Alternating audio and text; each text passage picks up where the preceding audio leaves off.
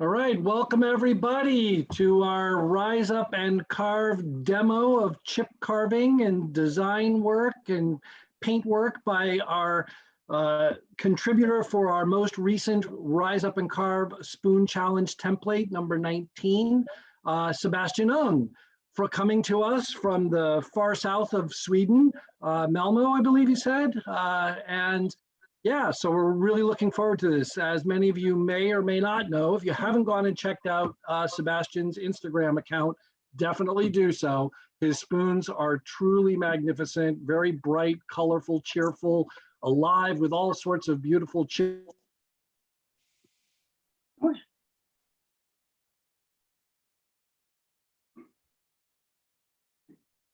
going to go ahead and spotlight Sebastian's two screens so that we can see what he's doing. And now I got to go find the other one. Hold on, there it is. And add spotlight. And yeah, so the one thing I would ask is just if everybody could mute yourselves just to keep noise to a minimum or background noise to a minimum. And then if you do have any questions as Sebastian is proceeding, feel free to, unmute yourself and pipe up and ask your question. Just remember to mute yourself again when you're done. Okay? All right. Thank you very much. And take it away, Sebastian. Really looking forward to this. All right. Thank you. So the number 19, as you know, is this shape. I have a couple of them here. They can come in very different shapes, even though it's the same basic template. I make these with or without this tiny bow finial, and with or without these wings. The reason I started making this one with the wings is actually because this is one of the first spoons that I started carving, first design of my own. And I felt that I was really bad at grain changing. So I thought I should come up with a design that forced me to chase the grain in 4 places instead of just one. Because this is often a really difficult spot for spoon carvers. So this was forced practice to me. I have one of my first examples. This one. It's a really wonky cherry spoon that I carved 6 years ago. It was made from a crook, and the crank is, it is what it is.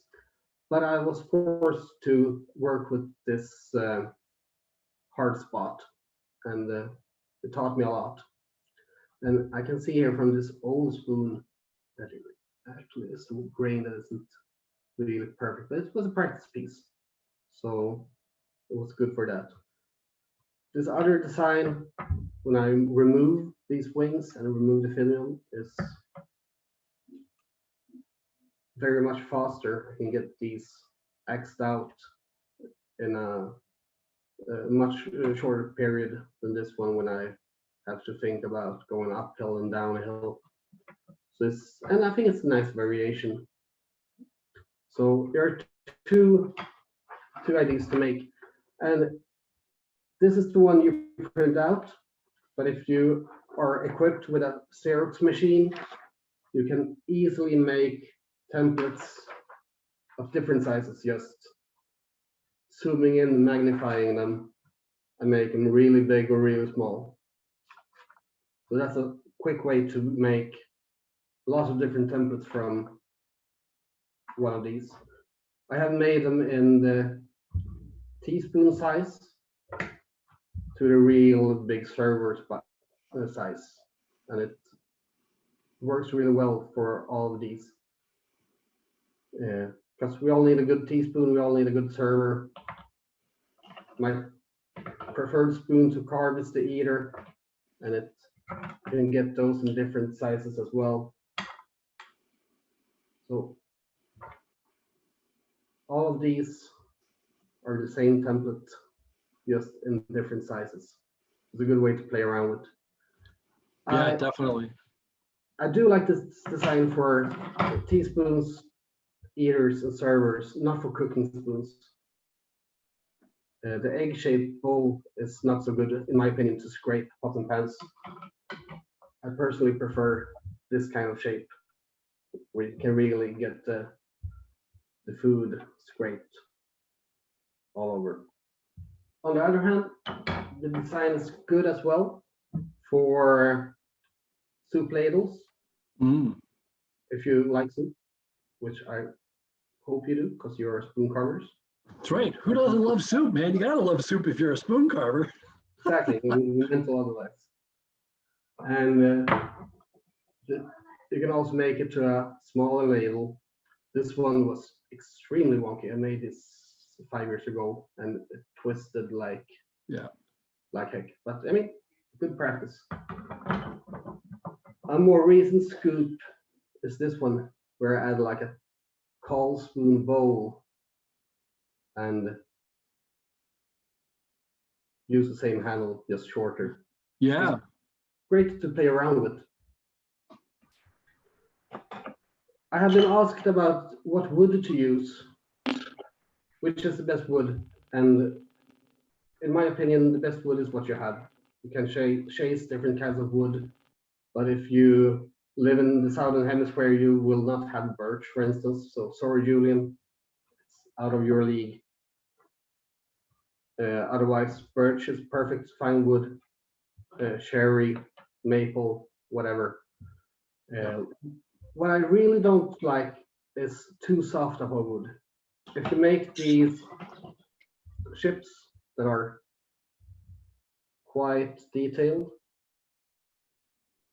you want a wood that holds up for the force.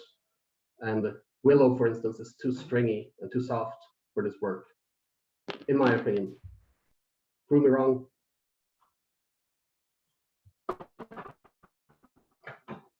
But I don't like it. So I prefer birch or alder is the softest wood I would use for this.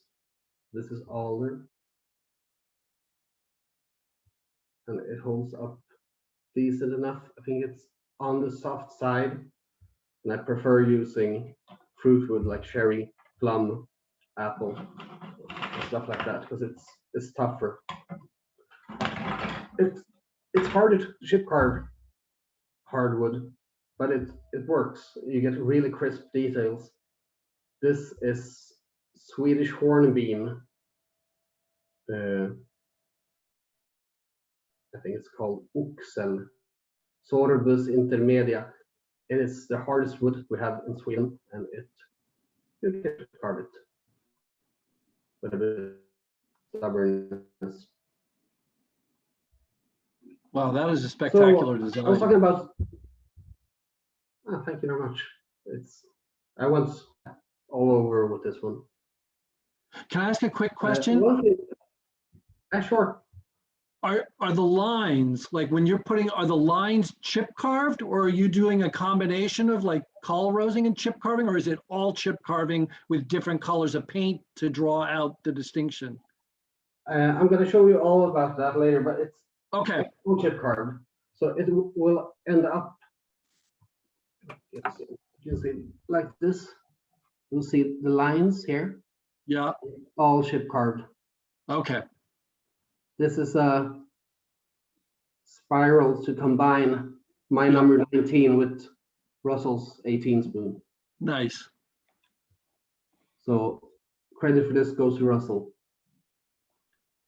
So everything with this is chip carved, and I paint all these lines always in blue before I add any other color. Got it.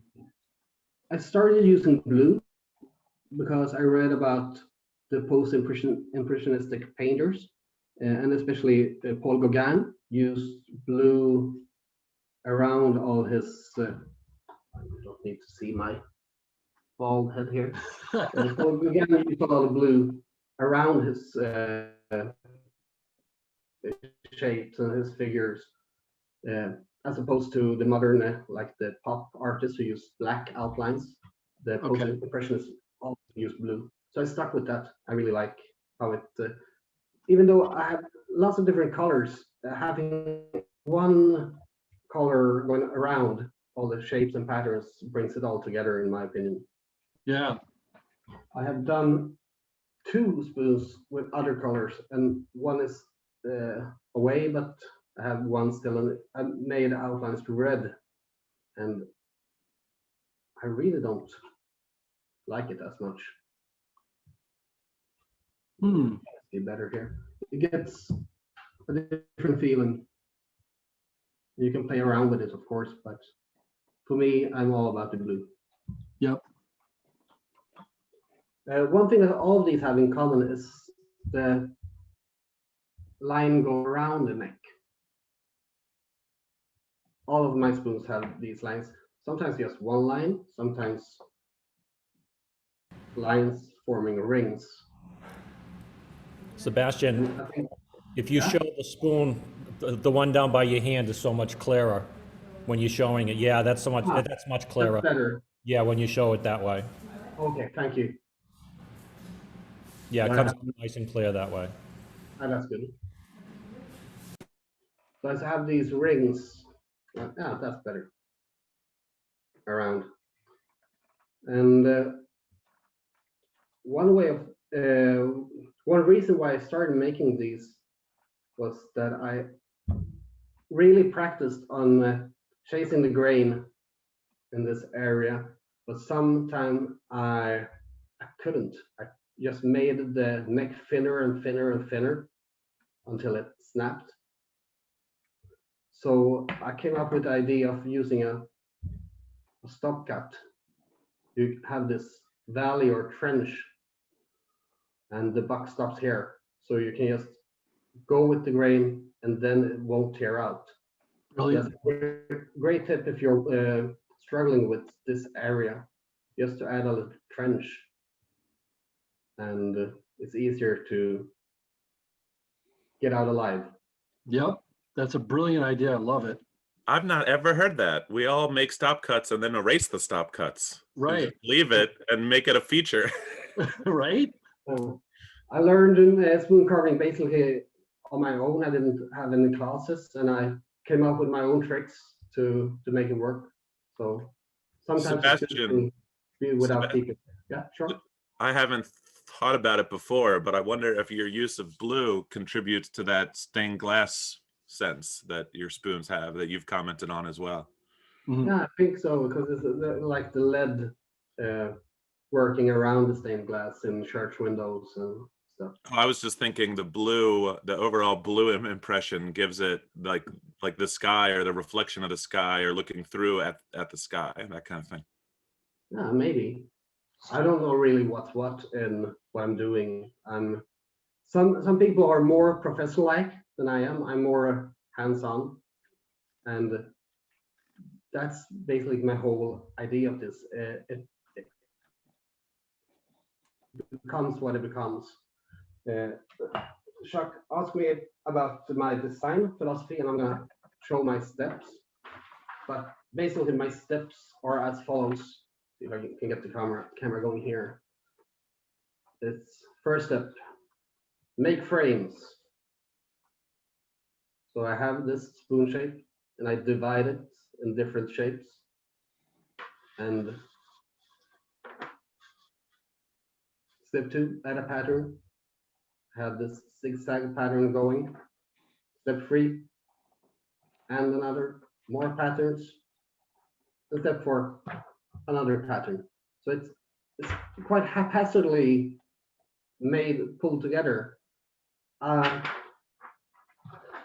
I think that you are able to make really great planning with a paper like this. You can draw your ideas for design on this paper if you just print it, but that works on the top only.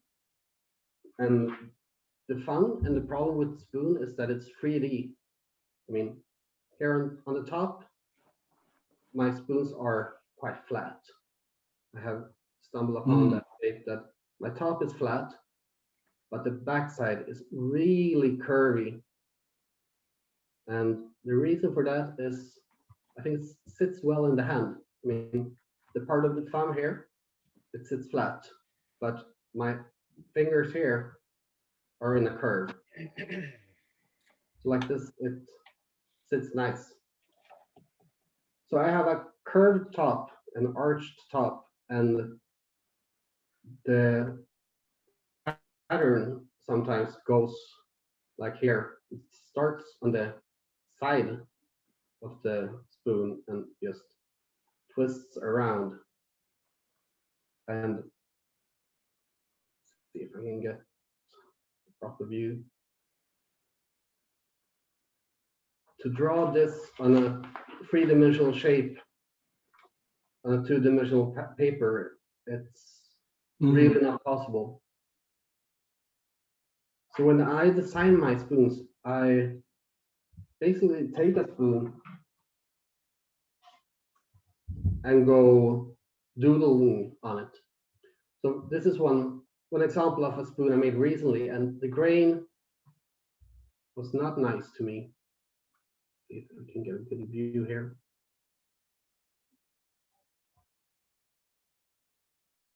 It's hard to get a good view, but it's quite wobbly here. Okay. I Yeah, made I it can work. see. It's not a beautiful shape, but it works. But here's one example where I absolutely should start to make a color. And by doing that, I don't draw or anything, just take my knife and I make a shortcut, a small cut, and another. So I have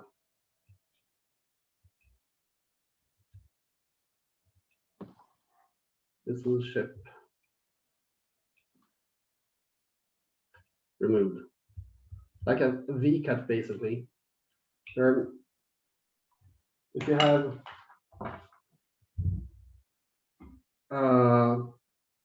block wood, you have this 90-degree angle. You can make these easiest ships by just removing a cut like that.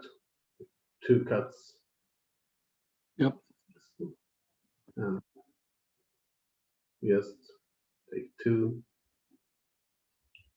I have a cut removed. And that is basically the same thing I'm doing around the neck. Just removing the ship going around. So it meets in the bottom. The shape of this trench is a V.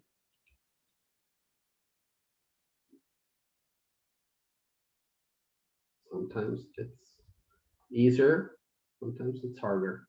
The hardest time is often when you do it on camera. Don't know why. But When I'm on camera is inevitably when I end up cutting myself and drawing blood. yeah. And the ideal cut is when you just use 1 cut for each direction and they meet perfectly.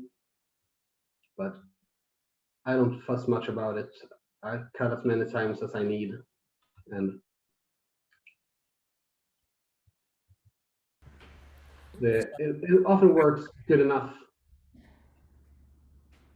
I think that the aim for perfection in all situation, every situation, is a bit of a curse of this society. We should chill a bit more. That's me. Spoon carving is Same a knife? hobby for most of us. Is that the same knife you use for all of your work, Sebastian? This is my favorite knife. I use it very much. This is a Ungh knife, the straight Ungh. But I have a lot more tools that I enjoy using for chip carving. But mostly it's this one. There are 3 knives I always bring out for chip carving, and it's this one from Ungh, and a small straight knife, from Magnus Sundelin. And I also have a chip carver that has an angle that is slightly tilted backwards instead of this one forwards. And I think it helps in some areas when you get stuck with this one. It's good to have one that's tilted backwards as well. It's not absolutely necessary, but it helps a bit. And that is like here in the neck when I carve these designs really close to where the bowl goes. If I use my favorite knife, I might have a hard time get the angle right. But with this knife, I can get here, and the handle of the spoon won't interfere with the bowl.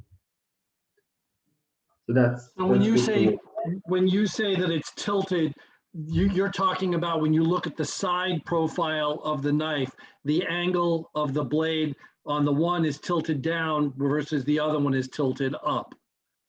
Exactly. Got it. Okay. Yep. So really, So the angle of the it's blade. not Got it. a giant difference. The angle of the blade in relation to the Yeah, handle. Correct. exactly. You can also get escape it by using a skew chisel. Many people use Mhm. it really well. And some rely on it totally, but yeah, Interesting. I've started with these tilted blades, forward tilted blades, and my muscle memory likes them. Yeah, well, that's, I think, your classic chip carving knife, because in most instances, right, you're working on like a flat piece of wood, and you're typically doing that with your thumb kind of locked down onto the surface. And it helps to maintain the proper angle. And it's easy, like, to work on flat surfaces with this one. Just have that one and you go about. But Yeah. I hold all the spoons in my hand, and I shift it around a lot, Yep. and therefore this gives me better stability. Often when I'm chip carving, I have my elbows stuck in the table, so it's all very tiny, small movements because I don't want to, yeah, draw too much blood. When this color is set, I usually take my pen, and I never learned the difference between a pen and a pencil. I used one of these with a small graphite Hmm. thing inside, and then I draw the frames I use. And basically, I use three kind of frames. It could be one that, like this one, that goes around, and I have things going on inside of it. Or like the one shown earlier here, where I have parts like fields inside, and Mm. the color outside is going intertwined here. And I also make stuff like on this one, where if you see here in the front, the shape goes all the way around. So it's really 3D. So this line, for instance, here, starts here on the back, goes all the way around to the front. Oh, wow. Yeah, nice. But I have no special thought about it. It's just what I come up with in the situation. So if I, for instance, start with this one, I just take a small pen or pencil, still don't know what's the correct word, draw a line,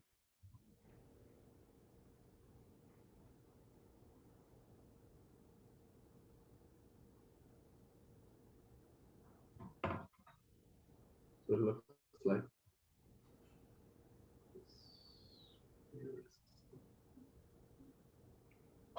The really thin line. I never use these markers and stuff because they can bleed through the wood. It's not the kind of color I like. Don't always think about the grain when I carve out these lines. Sometimes I want to go with the grain, of course, but for here, for instance, I could go all the way around. And with a sharp knife, it works out. Yep, there you go. No, thanks. So I have like a thumb pulling grip. I put my pressure in my thumb and I slowly turn it around. I use my left hand to turn, add some force with it.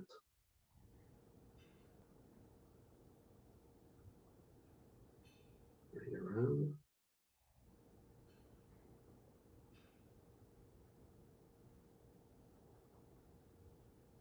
I often do this as a pulling cut. But as I'm going to show you, I also can make lines pushing. Then I turn it around, have gone all the way around. I take the inside. And this is the position when you really want to be careful. Because if you have grain run out, you're very close to a place where you don't want to bleed. So elbows stuck firmly in the table and it's a slow, gentle motion. And you should release the ship.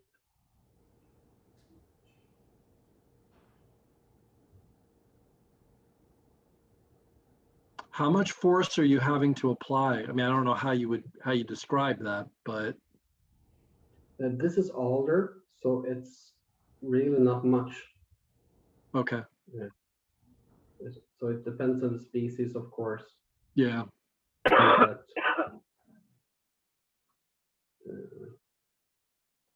how deep typically are you just trying to go in like a millimeter, right?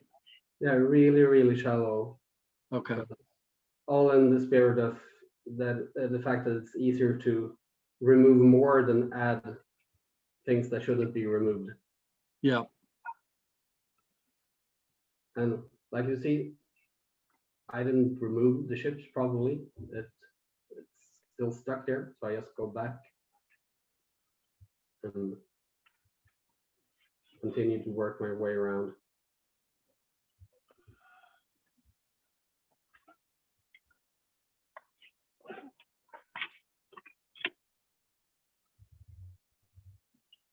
So I go a bit back and forth, see where the ship is stuck.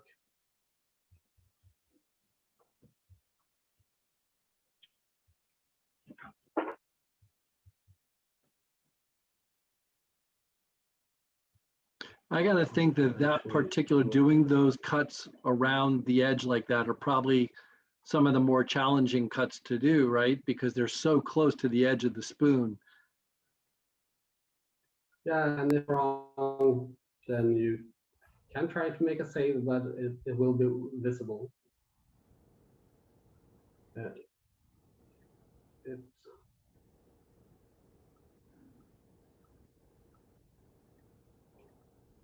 I really like making these cuts first, though. It gives me a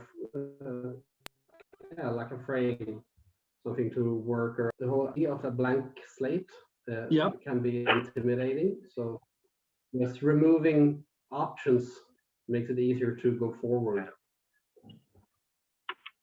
In my sense.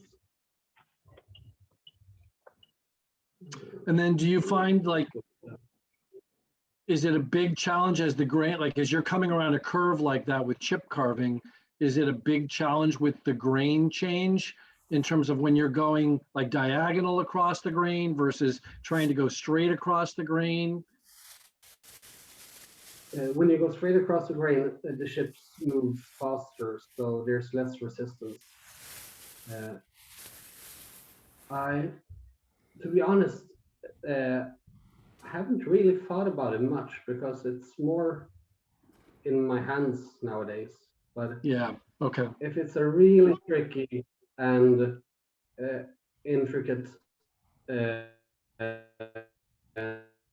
line, then I try to go. I've made some patterns that's a bit like paisley inspired. There are no triangular cuts in this one. Mm. Then I must try to go with the grain because it's easier to mess it otherwise.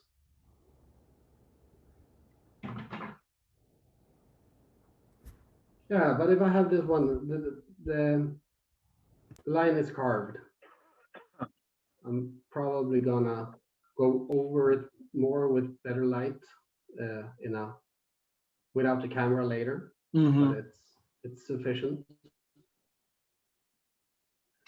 Then I can divide it into smaller parts, and sometimes I just draw a line. Sometimes I take stuff I have in my pockets, like here I have a plectrum or a guitar pick. You can just put it on top of the spoon and draw a line around it. It's basically like the Romans, divide and conquer, make the area smaller. Nice. And it can be a coin, it can be whatever. I have a bunch of different plastic thingies as well, French curves, ellipses, circles, but Yep. it doesn't really matter. My most used tool is my credit card. And it's not that I'm a shopaholic, it's just handy to carve, draw with. And when I do this, like for this curve, I can, again, go here, just take a pull cut all the way across. Flip it and use my left thumb and push it so I can remove it like that. It's all about where on the spoon it is, how can I get the best grip? Okay.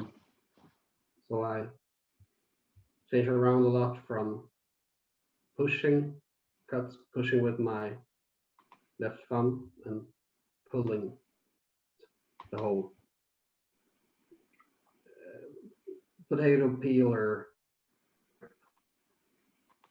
And also I can use this grip when you Hmm. had an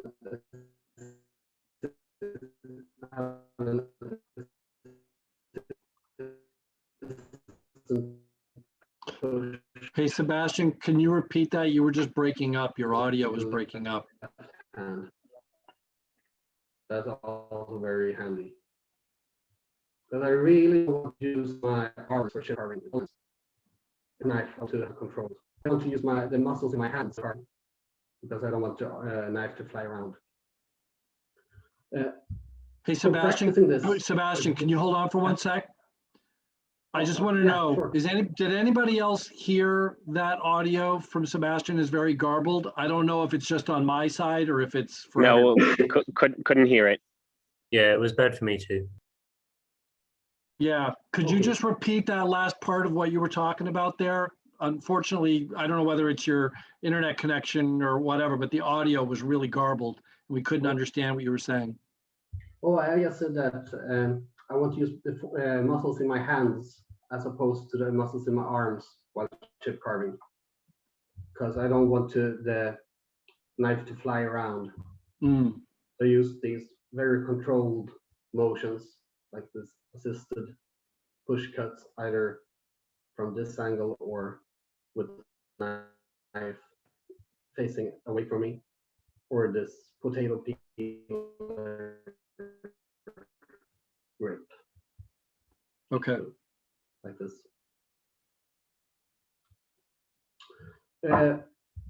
It's good to start with a practice piece to, if you are afraid of destroying your spoons, then just a piece of wood is perfect. If you have a spoon like this one, it's also perfect for practice chip carving. You can burn it for the spoon gods later. It may be ruined twice. Perhaps that's worth more when you burn it. I also can recommend, if you find it tough to carve in wood, you always have vegetables. You can make nice patterns in a carrot or zucchini or whatever. There's really no resistance in this one. The problem is to not go too far. Good for being in Mahoga. Oh, I know. That's brilliant. Hey guys, So- can I just make sure everybody mutes themselves? This carrot is a good example also when it comes to divide and conquer. Because what we have here is one frame going all the way around, and I divided it in smaller portions with these lines, these two lines with triangles. Then I have a pattern with checker patterns going here in the middle, these larger triangles on the side. So it's to make up a pattern like the ones in my spoons is basically like doing this carrot, dividing it into smaller sections. If you would flip this carrot,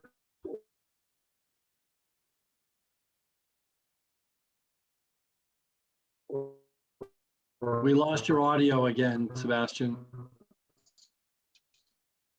you could do the same thing on the other side, and perhaps sorry. Am I back? Yeah, your audio keeps cutting out. I think it's the one, whichever device you have that we see you on, that one seems to be hanging up. Yeah. And that's the one you're using for your audio, I think. I can try to change the audio to the phone here. If you do that, you're gonna have to mute the other one, otherwise you're gonna feed back. Now, mute myself here first. And it might, if, wow, if That's not very good. Then you've got to mute the mic as well. You also have to turn off, exactly. yeah, this might work best if you, even if you eliminate the camera that's on your pretty face so we can see the work if you don't have enough bandwidth. Yeah.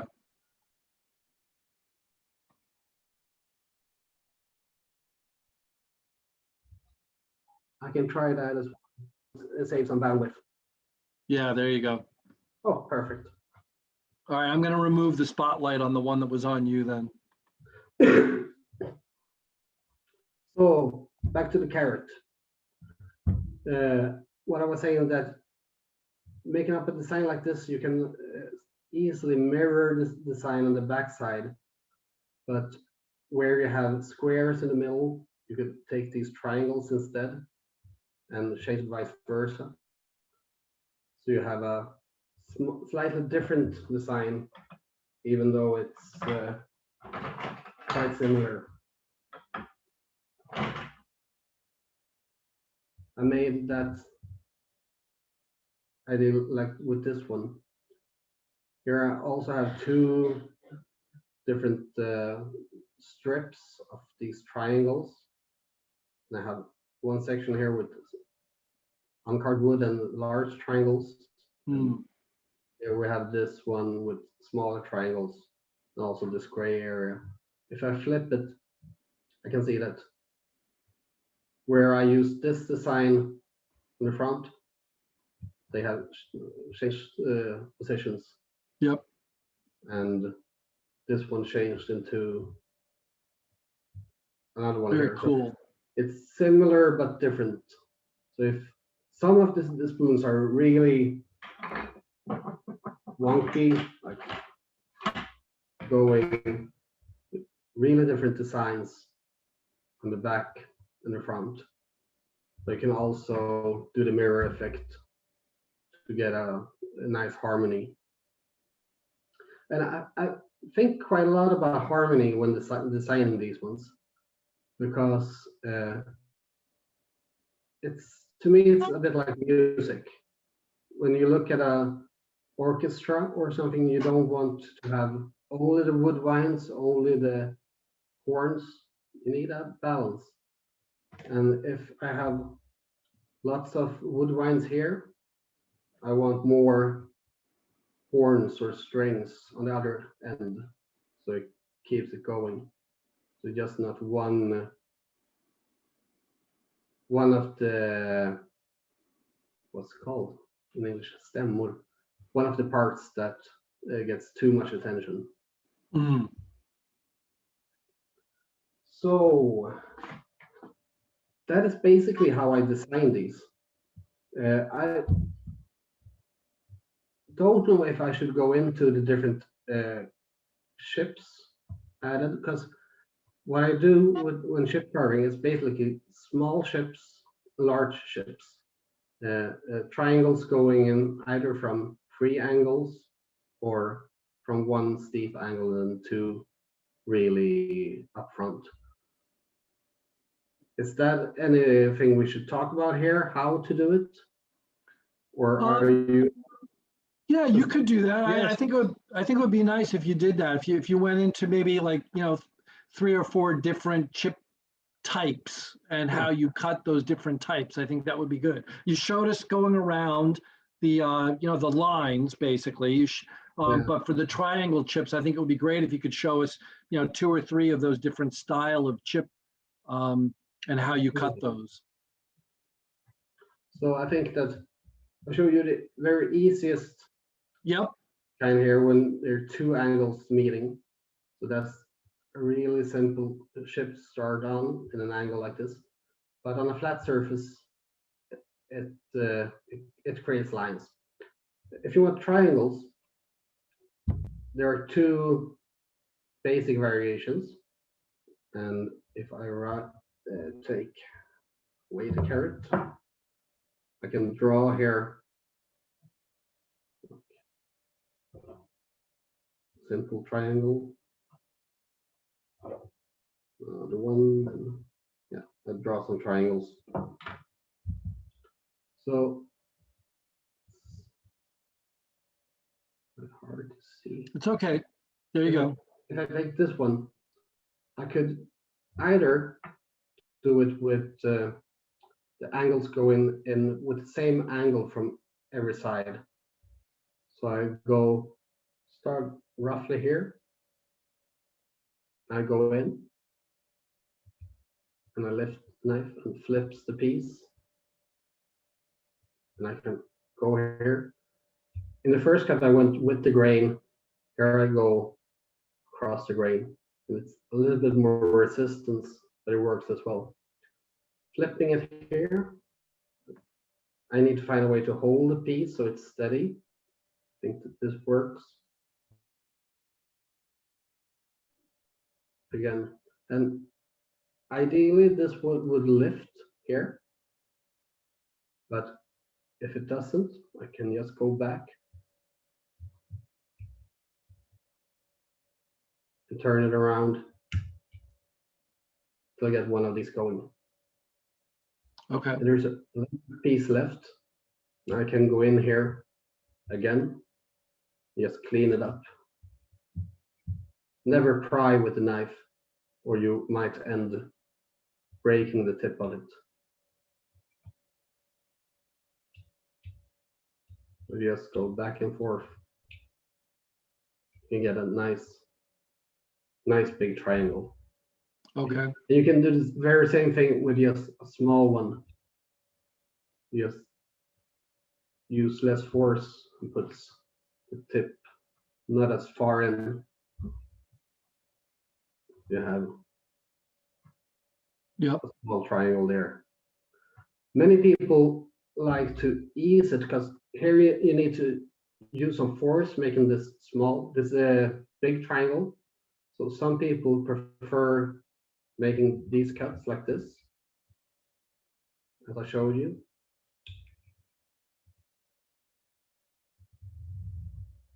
And also go in from the top, a 90-degree angle, to weaken the material so it's easier to lift it up later.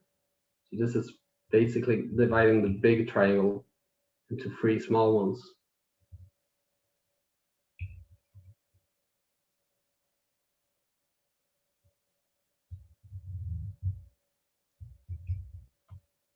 Just going back and forth.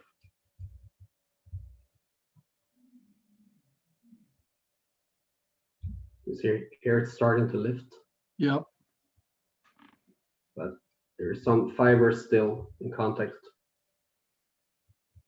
This is a very big triangle. I wouldn't not use a triangle like this on a small spoon because it would go all the way through. Yeah. And that's one thing you need to consider when designing your ships.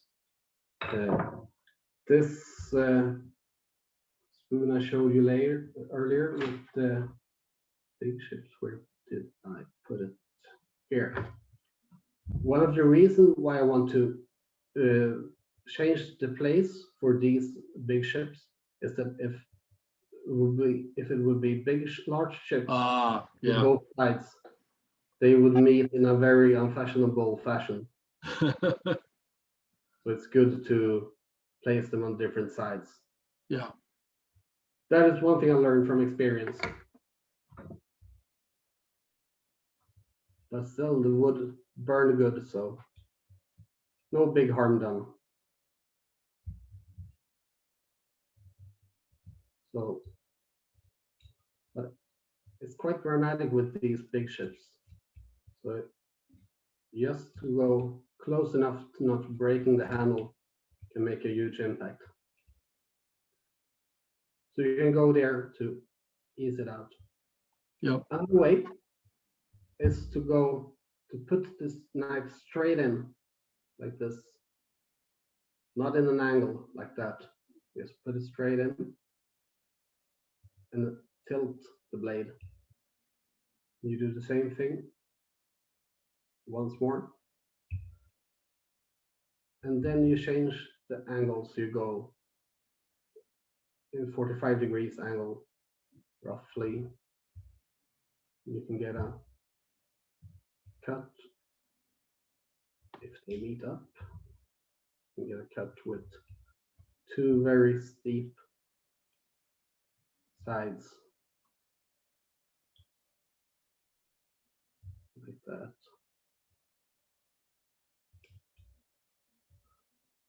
Okay. Yeah. So what it does is that it plays with the light in a different way. And the way that it catches the light differently with different ships gives a good rhythm to the spoon. So for this one, for instance, I have some of these ships when I go in from the same angle. And I have also ships here where it's a smaller angle with 2 straight walls.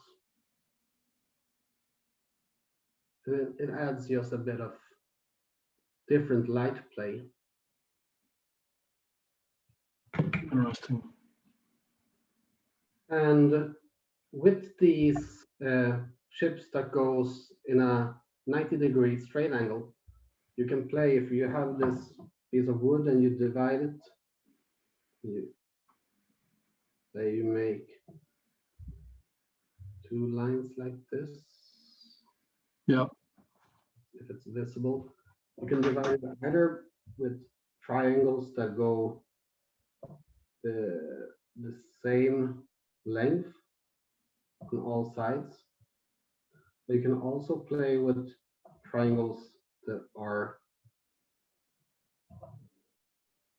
in a different length. So we have a 90-degree, what's it called?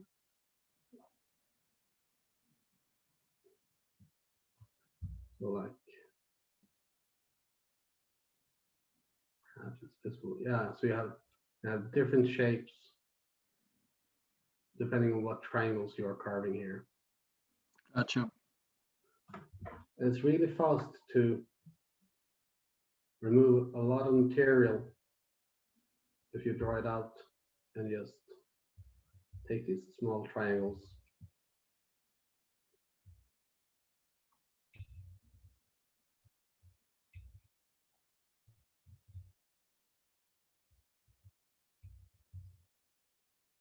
Should be fast.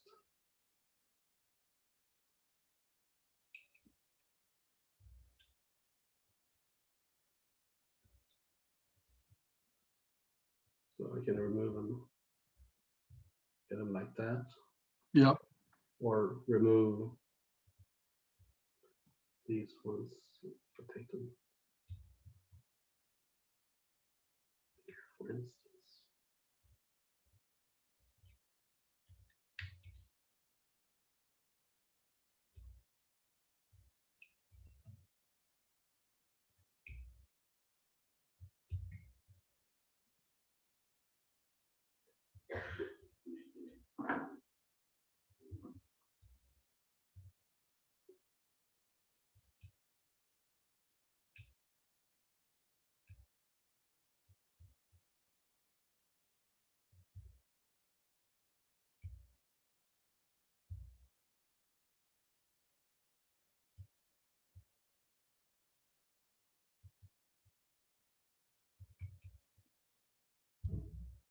But this is the really rough and rowdy version, but you can perhaps see how it catches the light differently depending on Yep. angle. That's what Oh, we're very doing. cool. So either you use the lines with like two cuts into joining, or like the three cuts together, or you can make squares. Sweden, we have a really good carver called Per Norén. Spångossen. He often makes these squares, and it's the same thing here with 4 cuts removed. So they join in the bottom. So it's like an incised pyramid, 4-sided pyramid. Exactly. And Yep. you can make them how advanced as you like 5 sides, 6 sides, but Wow. that's too hard for me. I stick with my triangles. Very cool. So when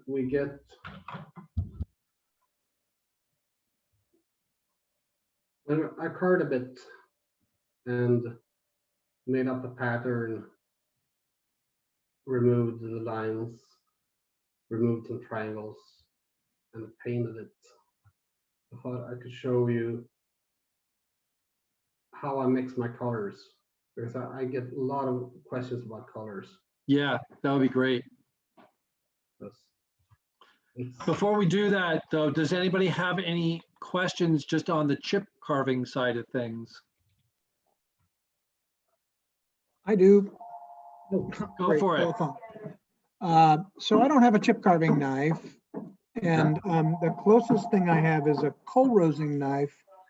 So I'm wondering, you know, what tips you have for people that don't already have a dedicated chip carving knife? I think you could use what you have.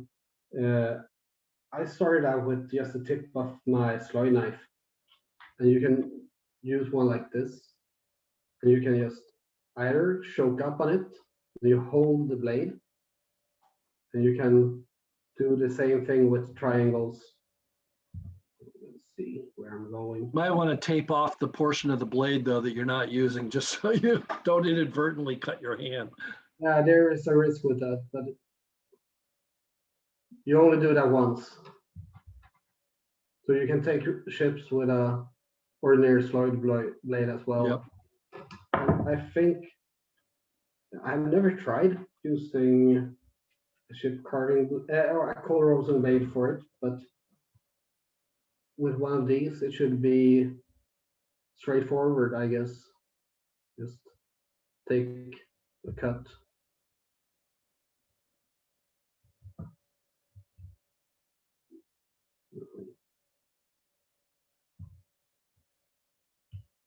Yeah, you can remove triangles with these ones as well. So use whatever. I mean, take your Yeah. axe if you're really wild. But the colorism blade should suffice.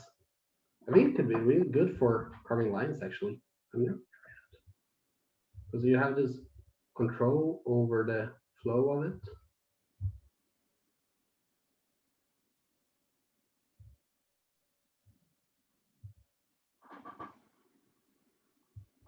It takes more practice to make this good, but it's absolutely doable. Yep.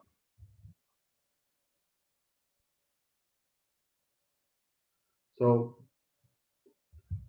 yeah, was a decent line. I think that you can use any knife. I carved a whole spoon with this flex cut spoon carving jack and I roughed it out and I carved the bowl and I chipped carved it with only this one, and that works as well. For me, the ergonomics wasn't as good as the dedicated knives for all the different stages, but it works. One thing to think about is the really tip of the blade. If it's quite thin, it's easier to get into these smaller triangles. That's one of the reasons I personally don't like using this one, because I find it a bit hard to reach with whatever the name of this one. Skew chisel. Skew. But for bigger projects, absolutely. I carved a bowl inspired by John Mulaney, but not as good looking as his bowls. And I added these larger triangles here. And this one worked a treat for that. This is ash, and I would really not recommend anyone to carve a bowl out of ash, and I would not recommend anyone to ship carve out of ash. It's not my favorite wood for that. And the reason is it's ring porous, and you see the rings really clearly. And it becomes a different feeling in the different parts here. It's denser in the wood part, and it's not as dense in the rings, so you get a rich effect. So you go when you carve, but it's still doable if you're a masochist. Same thing with oak. I carved this one from oak many years ago, and it's not my favorite wood for ship carving, but it works. Nice. Is there anything else you want to ask about ship carving?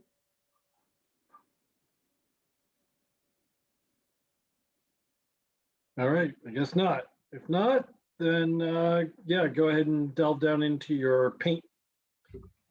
Yeah, let's remove the knives here.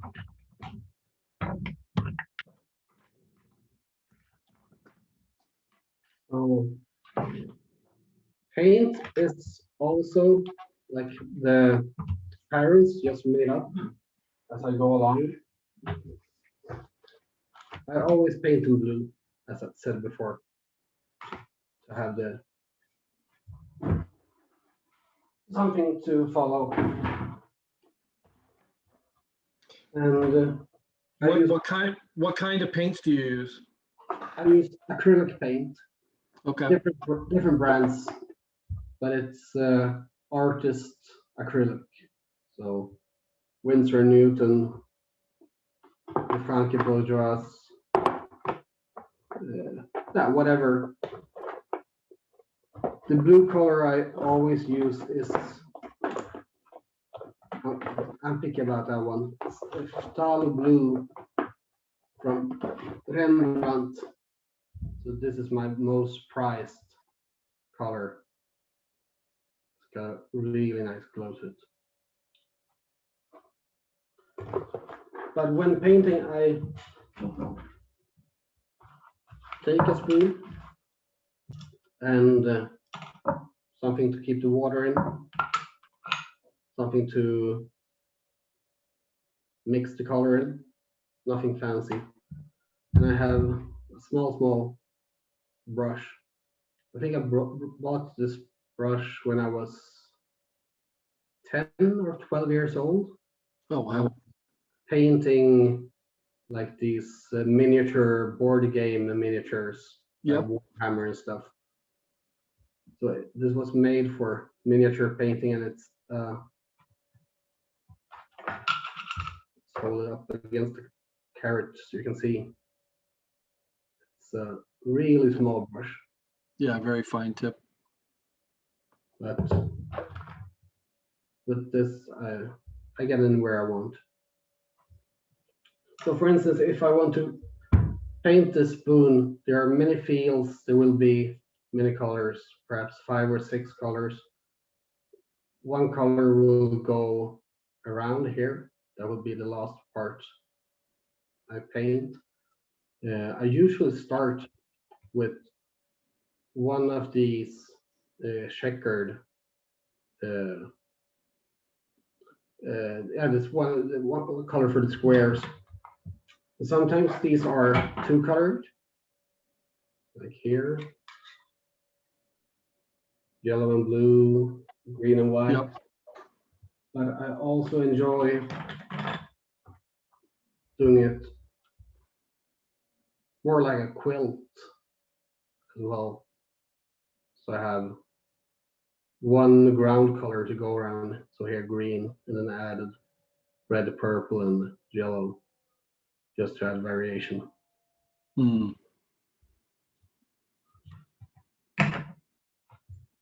But I can take basically any color from my box and just get started. So here it happened to be a turquoise. So I take, almost forgot the water. That's a good thing to remember.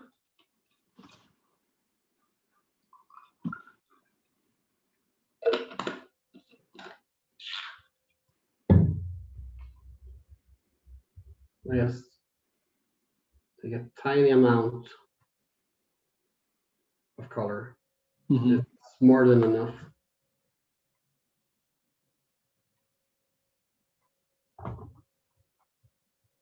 Then I add water. Very scientifically in my measurements. Mix it in. And the colors are different. The different pigments in the color reacts. They're different. Some are more opaque than others. Some are very dominant when mixing. And you basically get to know when it's right. I like to have quite a lot of water in because I prefer seeing the grain through the color instead of just having a bad plastic sheath going on. I have some spoons from when I started and they are horrible. My children really like them because they are colorful, but they are, I had too much color, so it's plastic on top of the spoon. There the color to dip into the grain. So when I mix it, I drop it down. Stop playing that. Just to see how thick it is. This seems enough. And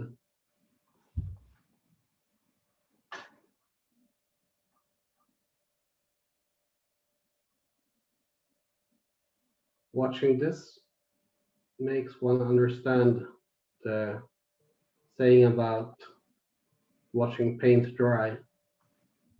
This is not primetime TV material. I don't know.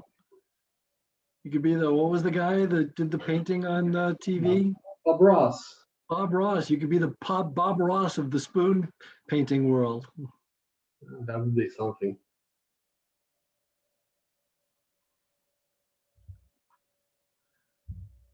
So it's just tiny amounts of paint covering a small area. Now, always when I mix the paint, it's the same thing here. I prefer having too thin of a paint rather than too thick, because I can add more. So here, this is just how I go along. When you're, if you start painting off all of the lines and then you go in and fill them in, if you're Exactly. color that's darker than your blue outline, do you ever have issues where you need to repaint your outline because you've got No, I'm very forgiving when it comes to that. It's not perfect. If you would scrutinize the spoons and look at them with harsh eyes, you would see so many things that you could critique. But I don't mind. To me, it's basically we live too short of a life to care too much about these details. Well, it's a folk art too. So in many ways, it's just leaving that human element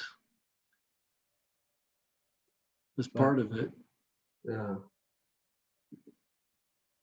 But I think that many people could do it much to a greater detail than I do.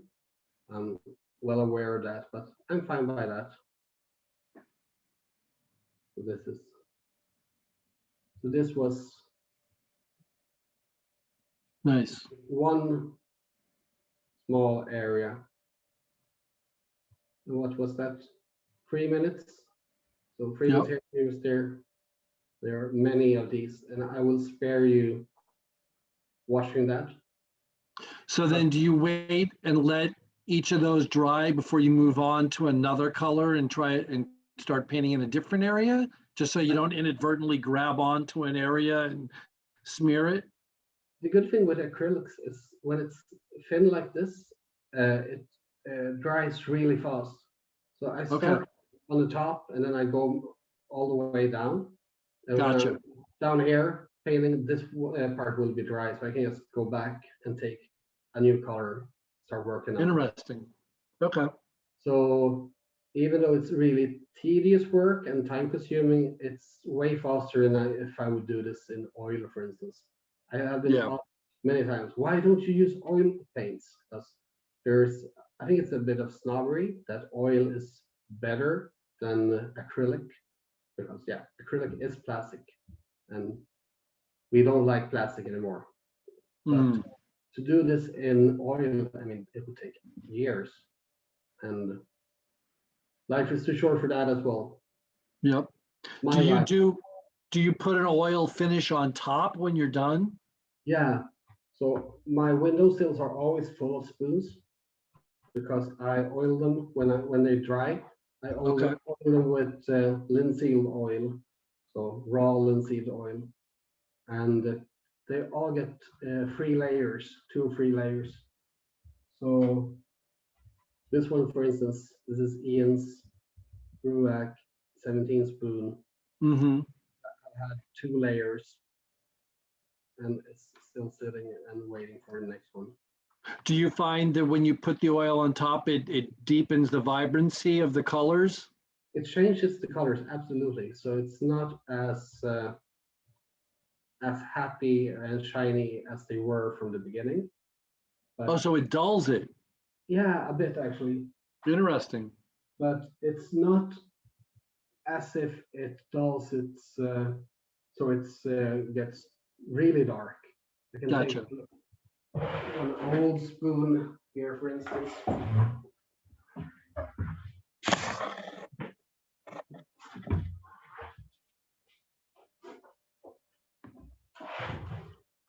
This spoon is 5 years old, and the colors are not as bright as this one carved last week. Interesting. But I wouldn't really call this one dull. Yep, I hear what you're saying. That would be quite harsh. But that goes also for the wood part itself. It yellows the beech a bit, Mhm. or birch, and you can get by it by using walnut oil or tung oil. It doesn't darken as much. I'm wondering, have you ever, I know like I use the 50/50 tongue and citrus solvent, but I'm wondering if the citrus solvent might run the risk of dissolving the paint and causing it to bleed or run. I have no idea, to be honest. I have very close to where I live, there's a factory making linseed oil of real great quality outside Yeah. of Malmo. And I just want to use the Yeah, thing I access locally without a hassle. yeah, that makes sense. I've never tried anything else. I mean, if it's not broken, why fix it? Yep. So I live with the slight darkening of the colors, but it's quite all right. Yeah, Awesome. Does anybody- yeah. Is there any questions? Because I thought I would be rambling for hour upon hour, but I'm starting to forget what I was planning to say. Oh, no worries. If I you have a- remember more and you want to, we can always do a second session at some point. So Yeah, But- that's great. I've any got- questions for Sebastian? Yeah, so I know you can burnish over milk paint, but I've never used acrylics, so I don't know whether you need to burnish before painting and then you just let it sit, or whether you can burnish after too. I am really lazy when it comes to that. I never burnish a spoon. So, That's an interesting question.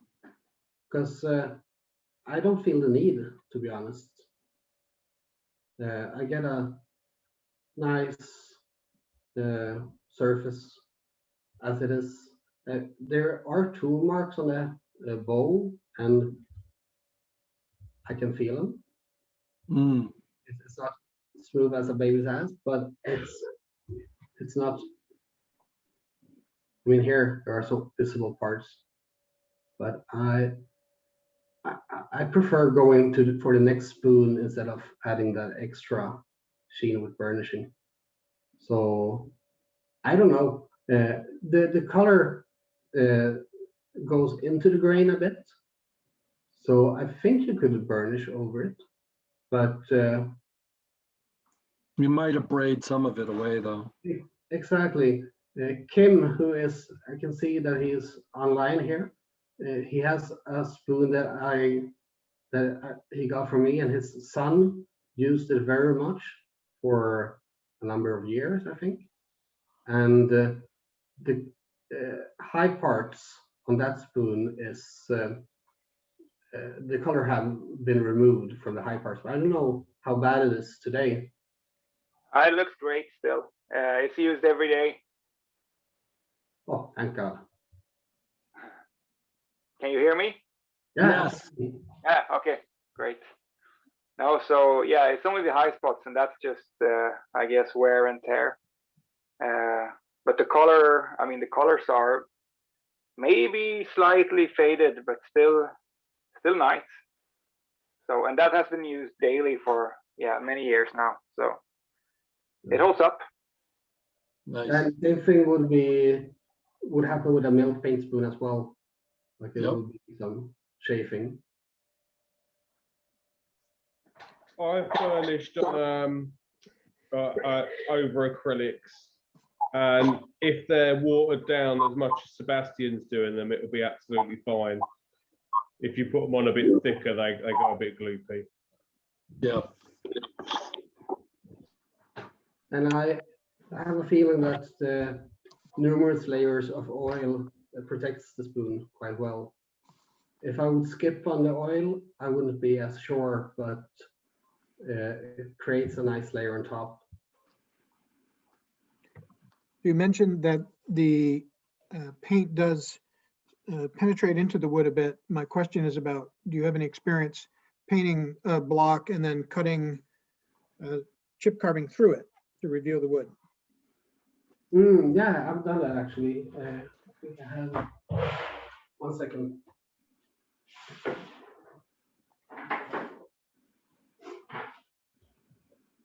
I have this spoon knife from the Westman, and I made this handle and box a few years ago.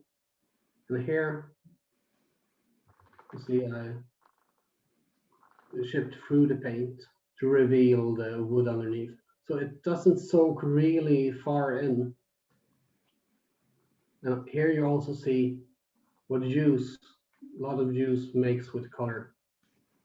The high spots where I hold the knife have quite some wear, but it's still quite bright.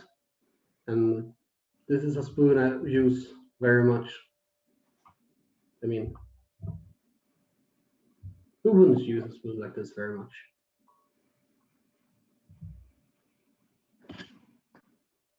Nice.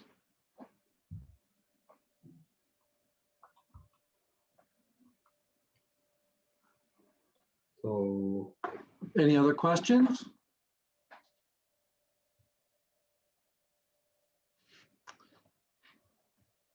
then I just can say thank you very much for joining in. And I'm very, very, very excited to see what spoons you come up with for the challenge.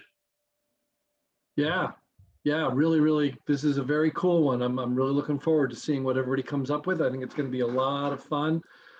So just as a reminder, the show and tell for RUAC Spoon Challenge number 19, Sebastian's template and whatever you guys come up with for decorations, that's going to be in 2 weeks. So 2 weeks from today. Actually, I'm going to remove the spotlight here real quick. I would just like to see something. I'm going to switch back to my gallery view just so I can see as many of the people who are on here as possible. If you wouldn't mind turning your cameras on, if you've got your camera disabled at the moment, I would like to see by show of hands, if we were to, I think we've already advertised the time for Sebastian's for the show and tell at 8 a.m. Eastern, which has been our historical time that we've done it. If we were to change that to 9 a.m. Eastern, so 1 hour later than we've historically been doing it, they typically are lasting anywhere between 90 minutes and 2 hours. Would that work well for everybody? I'm feeling bad for our West Coast US folks because that's hitting them at 5 a.m. in the morning when we start at 8 a.m. Eastern. So I'm just feeling like if we shift back 1 hour, it makes it a little bit more humanized and civilized for our poor West Coast US folks, although it makes it probably impossible for anybody from the eastern side of Australia. But lately we've not had anybody from the eastern side of Australia joining in. So just by quick show of hands, if you're in favor of changing the time to 9 a.m., just hold up your hand and give me a wave. Okay, I think it's pretty overwhelming then. So I'm going to change the time to 9 a.m. Eastern, and I will update the post, and I'll ask Sonny if we can update the time that's on the template itself. And that's going to be our time going forward. So once again, thank you everybody for joining in. Thank you especially Sebastian for this wonderful demo of your chip carving technique and your painting and everything. We really appreciate it. And we will see everybody on the show and tell in 2 weeks from today at 9 a.m. Eastern. All right, I'm going to stop recording and thanks again, everyone.